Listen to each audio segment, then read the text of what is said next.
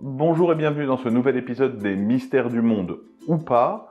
C'est un épisode été, il fait 38 dehors, donc on fait ça à la cool. Aujourd'hui, nous allons parler des statues de l'île de Pâques. Moai. Quoi?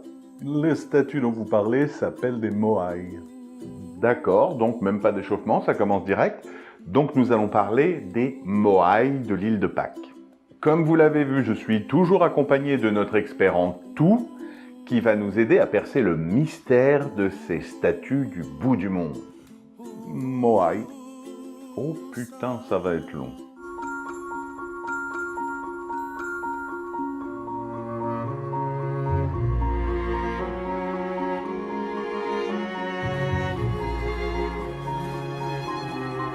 Commençons par pourquoi l'île de Pâques s'appelle l'île de Pâques. Eh bien, voyez-vous, les explorateurs sont certes très courageux, mais pas toujours très inventifs. C'est pour cela que lorsque Jacob Roggeveen découvre en 1722 une île le jour de Pâques, il l'appelle l'île de Pâques. Ah ouais, du coup c'est complètement un hasard du calendrier. Finalement, l'île aurait pu s'appeler l'île de Ferdinand, l'île de Prosper, l'île de Bernard. Pâques, c'est pas si mal quand on y pense. Mais bon, tentons de rester concentrés, revenons donc à nos Moai. Donc d'où viennent ces étranges statues en forme de tête? Ces statues ne sont pas du tout des têtes, ce sont des humanoïdes complets. Il a juste fallu creuser pour découvrir les corps enterrés, mais c'était bien des humanoïdes totalement complets. D'accord. Alors, est-ce que vous pourriez nous dire qui sont ces mystérieux sculpteurs? Parce que j'ai lu dans une revue scientifique très sérieuse qu'on ne savait pas vraiment et que ça pourrait même peut-être être des extraterrestres. C'est cela, oui. Alors, si effectivement je dois vous féliciter pour lire aussi les articles lorsque vous achetez un Playboy, j'hésiterai quand même à appeler ça une revue scientifique sérieuse. Même si bien sûr je ne peux pas vous donner le nom et l'adresse de tous les sculpteurs, je peux en revanche dire que les premières populations arrivées sur cette île sont des populations polynésiennes, vraisemblablement arrivées depuis les îles Marquises à 2000 km, ce qui est déjà en soi un exploit. Puis sont arrivées des populations sud-américaines, et là deux théories s'affrontent.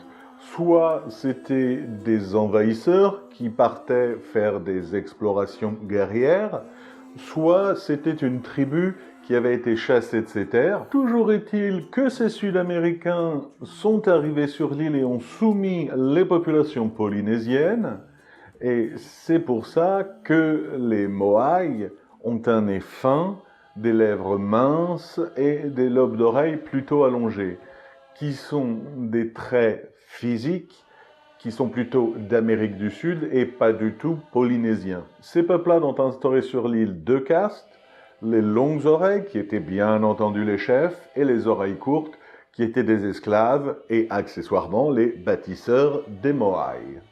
Pourquoi pas? Bon. Après, moi j'aimerais bien savoir un truc quand même, on se pose quand même une question claire. L'île de Pâques, c'est une toute petite île, on le sait tous. Donc, où ont-ils pu trouver tous ces énormes blocs de pierre sur une si petite île?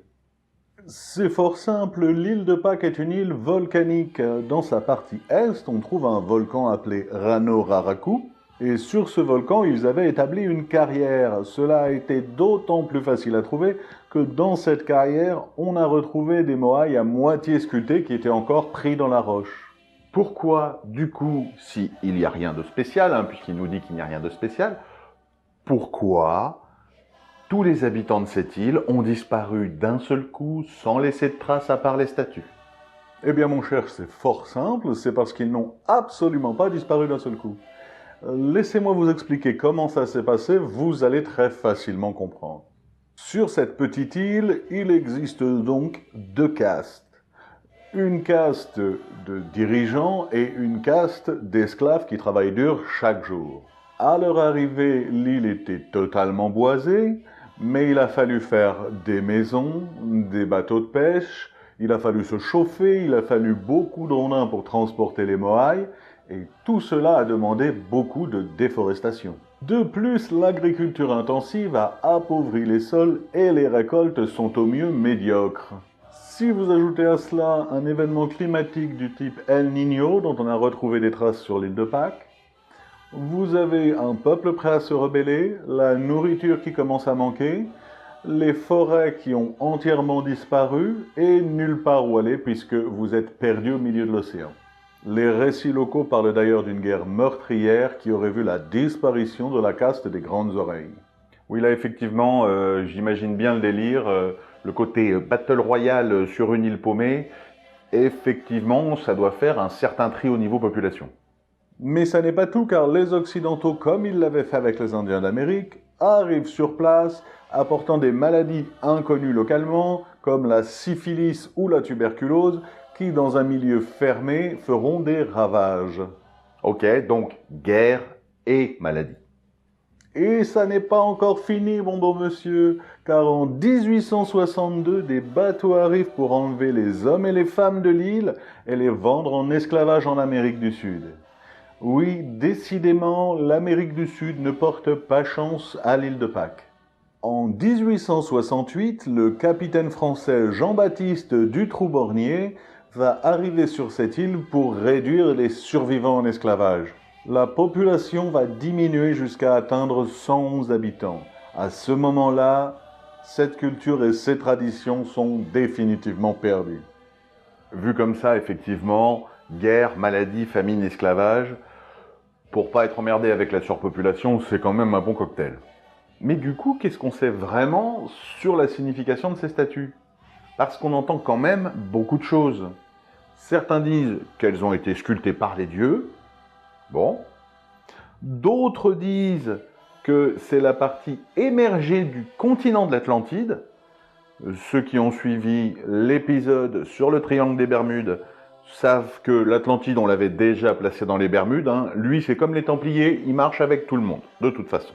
Mais après, sans partir si loin, sans s'envoler dans des délires, qu'est-ce qu'on peut vraiment dire de ces statues? Qu'est-ce qu'on en sait vraiment? Est-ce qu'il y a un mystère caché derrière ces statues?